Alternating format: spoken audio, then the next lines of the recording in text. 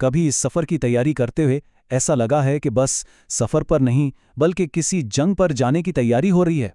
अगर हाँ, तो शौकत थानवी का ये ज़बरदस्त ड्रामा खुदा हाफिज़ बिल्कुल इसी एहसास को लेता है और इसे एक मज़ाहिया शाहकार में बदल देता है।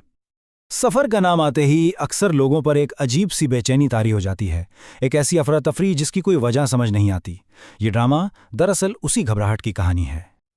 और इस सारी घबराहट का मरकज़ हैं मीर साहब।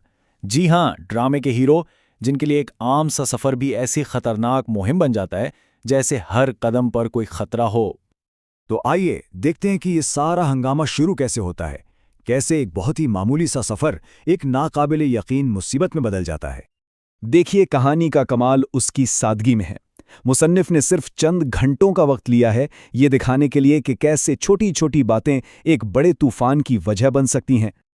और इस तूफान के पीछे हैं कुछ बहुत ही दिलचस्प किरदार। चलें, इनसे मिलते हैं जो इस कहानी में जान डालते हैं। तो ये हैं इस खेल के अहम खिलाड़ी, मीर साहब जो हर बात पर कयामत खड़ी कर देते हैं, उनके दोस्त जो आग बुझाने के बजाय उस पर तेल डालने का काम करते हैं, बेचारी फिक्रमंद बेगम साहिबा और मुलाजिम जो इस सारे हंगामे में इधर से उधर भाग रहे हैं। मीर साहब वहम की एक चलती फिरती मिसाल हैं। उनका यही वहम पूरे घर को सर पर उठा लेता है और ऐसी मज़ाहिया सूरत हाल पैदा करता है जिस पर हंसे बगैर रहना मुश्किल हो जाता है। और फिर आते हैं उनके दोस्त, जैसे कि मिर्ज़ा साहब, जो उनकी परेशानी कम करने के बजाय अपनी बातों से उसे और बढ़ा देते हैं। अब सोचिए, मीर साहब सफ़र से पहले वसीयत लिखने बैठ जाएं, तो ऐसे में दोस्ती तो माहौल बनाते हैं। लेकिन इस सारे मजाक के पीछे दिमाग किसका है? आइए मिलते हैं इस कहानी के खालिक से, उर्दू अदब के अजीम मज़ाहनिगार शौकत थानवी से। ये हैं शौकत थानवी साहब। इनका काम आज भी उतना ही ताज़ा और मज़ेदार लगता है क्योंकि इंसानी फितरत की जो बारीकियां उन्होंने अपनी तहरीरों में पकड़ी हैं वो भला कब पुरानी होती हैं। देखिए, शौकत थानवी सिर्फ एक मुसन्निफ नहीं थे, बल्कि अपने आप में एक इदारा थे। उन्होंने रेडियो पाकिस्तान को अपनी आवाज़ और तहरीरों से एक नई पहचान दी और आम आदमी की ज़िंदगी के छोटे छोटे वाक़यात को मजाक के शाकारों में बदल दिया।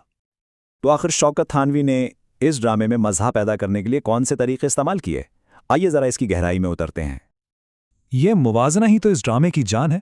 एक तरफ एक आम मुसाफिर है और दूसरी तरफ है मीर साहब, जो सफ़र पर नहीं बल्कि यूं लगता है जैसे एक नई दुनिया बसाने जा रहे हैं। यही मुबालगा आराई है जो हंसी का तूफान लाती है। ड्रामे की साख्त भी कमाल की है।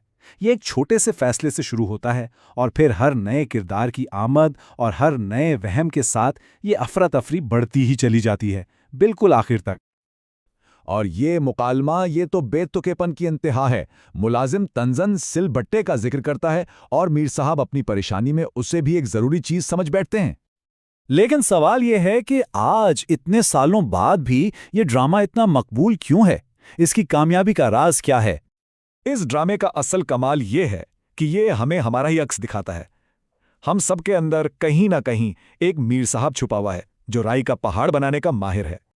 तो खुलासा यह है कि खुदा हाफिज सिर्फ एक ड्रामा नहीं बल्कि एक कामयाब कॉमेडी का फॉर्मूला है। इसमें मुबालगा आराई है, ज़बरदस्त मुकालमे हैं और हमारी अपनी छोटी छोटी परेशानियों का अक्स भी है।